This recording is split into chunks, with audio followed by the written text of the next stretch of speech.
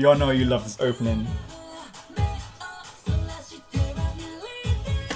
Good morning, good afternoon, good evening guys. Welcome to Otaku Chris is Talking, and this is a review for My Hero Academia Season 3 Episode 15, and I'm going to turn this shit down because it is midnight in the UK, and yeah, I am several days late, but you know what, several days is better than not having a video at all. And I really wanted to get into this purely because from here on out, this is the next stage of where My Hero Academia shit's about to go down. And for those of you who don't know, I do the word do put together, I do actually do, there we go, manga reviews. I used to do manga reviews for My Hero Academia, but the only reason why I haven't done it is because YouTube's algorithm right now is kind of annoying. So if you are watching this, you are a regular subscriber, you've been here from the beginning, then make sure that notification button is turned on. That way you actually get my views, my videos and stuff. Because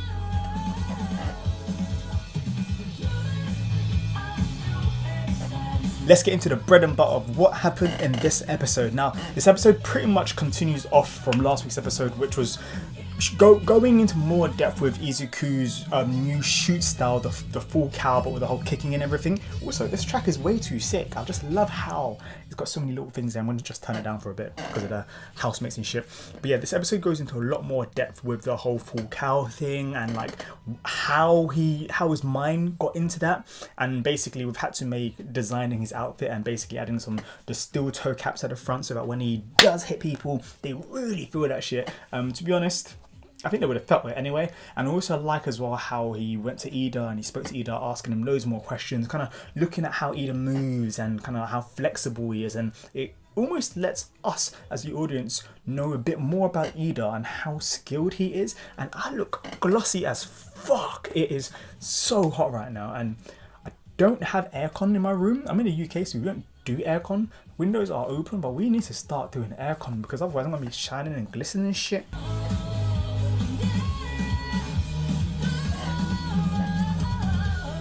One thing I did really like as well was the fact that Izuku also explained how he's influenced as well by Bakugo and Gran Torino, and how Gran Torino's real quick small bursts but very effective, and so is Bakugo, but with Bakugo it's more about how he moves. So the speed side Gran Torino,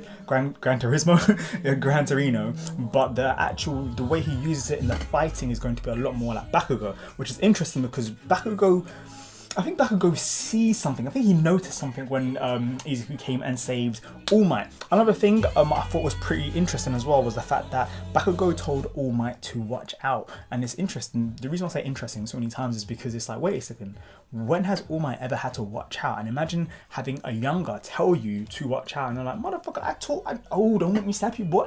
So that was very cool seeing that dynamic and seeing how All Might is going to adapt to these new changes, especially with having no abilities anymore. He's going to be a skinny Might basically for the rest of the series, and how this is going to affect him and the students and everybody else. So if you're excited for that bit as well, then let me know. And how do you think it's going to work out? And do you think Bakugo was ultra salty when Midoriya Izuku came in and saved All Might because of his own attack?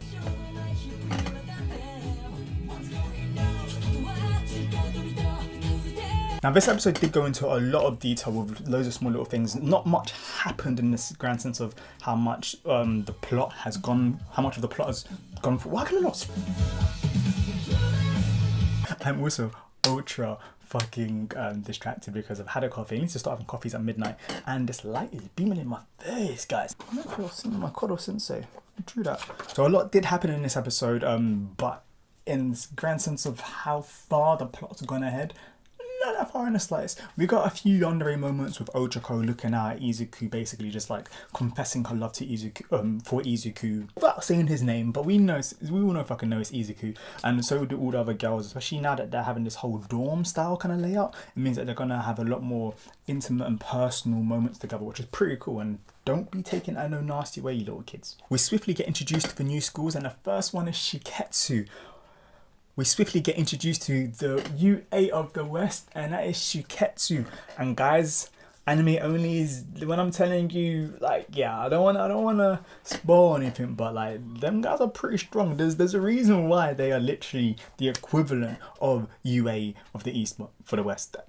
Basically, they're like the other half of the coin. But when the new character came in and he continued the plus ultra thing, and it's kind of like, who is this guy? Who is this hyper eccentric guy? Why does he have so much energy? And is he a good guy? Is he a bad guy? Like, let me know your thoughts on what you think. But I think his name was, notes here because so many things were going on. His name was, well, Inasa Yoarashi. God damn them names. I really like the names, but they're quite hard to remember and say. But maybe that's just me. To be honest, I don't even know my own friends' names. So I just kind of be like, yo, what's going on, fam? And then they're like, yeah, what's going on? And that's been 20 years of friendship.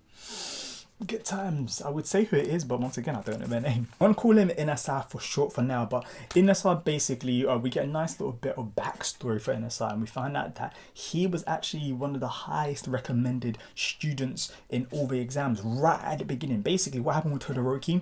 He's a better Todoroki, and he turned down UA to go to Shiketsu, and it's kind of like raw. Like, this shows the levels of Shiketsu and the levels of UA, and also the levels of Inasa. Like, legit, like, what the actual hell. Throughout the episode, we get introduced to loads of other characters, like the Smile Hero Joke and her interaction with Aizawa, which is fucking splendid. I just love how awkward Aizawa was, and it's kind of like, what do you do when a girl is just all up in your face and you're just like, oh my god, I don't have time for this shit, I just want to go sleep. And also how she brought up the fact that normally he would not have all his students be at this part of the training. Literally almost everyone would have failed, and this is something that they brought up at the beginning of the series, and I'm happy that they have mentioned this now because it shows consistency with the storytelling and the writing and with Aizawa's character, and also possible growth with his characterization as well, which is super cool, and I like it when mangakas do that. Now, Miss Joke wasn't just there just to basically start bants and to bundle and get all over Aizawa. She was actually there with her own class as well, and they were from, what was the school? Ketsubetsu, what is it with these names? Ketsubetsu Academy. They were the second year in class 2.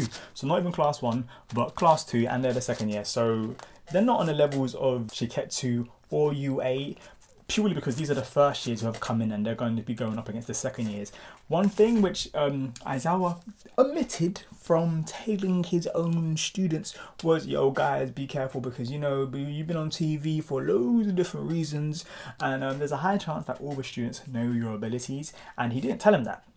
And to be honest, I didn't think he needed to tell him that, but when Miss Joke brought that up later on to kind of basically like not scare Aizawa, but to just remind him, yo, by the way, you do realize what happens in the first round of all these training things. We go after the weakest school, or the school that we know that we can take out fastest, and that school is UA, and these are the first years as well. So it looks like the guys are going to have a lot of issues, a lot of balls after them.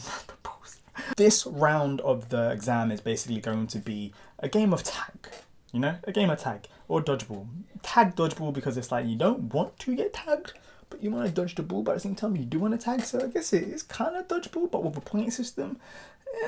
Ish. I do like that because it now means that instead of going against robots, it's actually going against other humans, and because of that, it means that it's the unpredictability. Is that even a fucking word? Unpredictability. The unpredictability of the other students is just going to be through the roof, and you can't predict what's going to happen. But at the same time, UA. Yeah, you think all these random schools are going to be anything for them? They went against Stain. Alright, they witnessed the presence of All For One. Alright, like they done the sports festival. They've been through shit. So it's a whole bunch of kids who are fairly strong. Come on, guys. Seriously, what are you taking us for? Anyways, I don't want to go through beat for beat what happened in the episode, but overall, I like how much exposition we got. I like the basically a bit more the world building, because now we know that there's the UA of the East, the UA of the West, and all that kind of stuff, and pretty much how many more characters are going to be involved, and that there are stronger people than our main characters. Obviously, our main characters aren't the strongest because they have a lot more growth to get to, but it's nice to see other schools who are as powerful, or students who are as strong, or people who have the possibility of also being the main characters coming up as well. And little hint, a few things that will come up more in the story. And this is another reason why this the story is actually so fucking fantastic, because it doesn't always just focus on Midori Izuku being the absolute strongest. And obviously, if we're going to talk about Izuku, we have to talk about Bakugo. And I like how Bakugo literally just denied that weird guy from the other school. Like, just comes in all being nice. Oh, can I have your autograph? Can I have your autograph? Can I have your autograph? And it's all like, oh, you're this guy from that. You're that guy from that. And he goes, oh, Bakugo, you're the person with a strong heart. Bakugo's like, look, stop that shit. Like, what you're saying doesn't match with how you're looking. And from that is when the guy shows his true colours, and you're like, all right, there's definitely something fishy going on. And Bakugo was definitely right. But by the end, when they actually end up starting the test exam, literally everyone decides to split up. Izuku's like, guys, we should stick together. No, guys, okay, okay. And everyone splits up. Literally, Bakugo's the first one. Was like, motherfucker, fuck you, gone. And then Todoroki's like, look, my abilities, I can't go full out if you're here as well. The better when I'm working alone, out. And then even Minato's like, look, like, we need to hurry up. Oh, everyone's just out, and Deku's like, alright, cool, doesn't matter, we're ready for this. And yeah, that's pretty much that. I enjoyed this episode. I do wish that we got a bit more. Sometimes I wish that My Hero Academia episodes were like 2 episodes long, because it was like tickling my balls, you know? It's kind of like, a lot more. I can't wait till next week now. If you enjoyed this video, then hit that thumbs up. If you are a My Hero Academia fan and you want more for myself, then I will be doing reviews either on a Saturday or the Sunday, depending on like when I'm working, on what times I can do stuff. But if you do want that, then subscribe, like, leave a comment saying more My Hero Academia reviews, because in that way I know that you guys are enjoying it and I'm not just wasting my time recording and editing these things for no reason. But that being said, I'm going to still be watching My Hero Academia. I still have been watching it even when the reviews haven't been out. If you do want the manga reviews to come back as well, then do let me know, because I kind of want to do it for you guys. When I started YouTube, it was for that reason. So if I'm doing videos and no one's watched them, then I can't always blame the algorithm.